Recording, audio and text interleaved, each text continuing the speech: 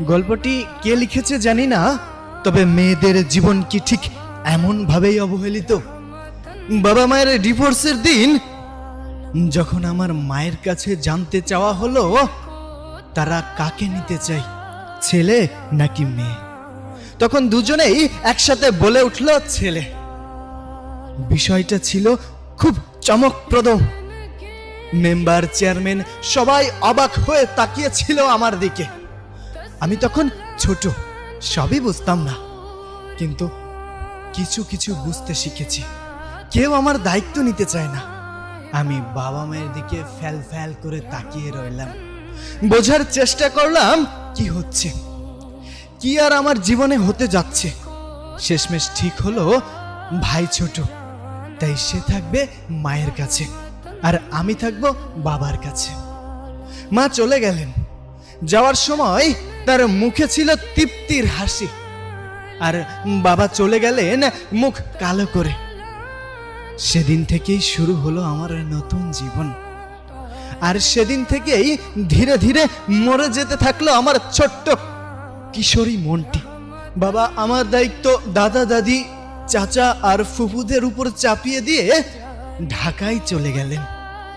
আমি হয়ে গেলাম তাদের কাছে অবহেলিত এক বোঝা। অপমান এগুলো ধরে উঠলো আমার জীবনের নিত্যদিনের সঙ্গী। পান থেকে চুন খসলেই শুনতে হতো, ঠিক তুই তোর মায়ের মতো হয়েছিস। খাবারের প্লেটে আমাকে প্রতিনিয়ত চোখের জল মিশিয়ে খেতে হতো। মুখে ভাত আর চোখের পানি, এই ছিল আমার সবচেয়ে আপন জিনিস। চারদিকে যখন আলো ছিল আমি শুধু তখন অন্ধকারই দেখতাম।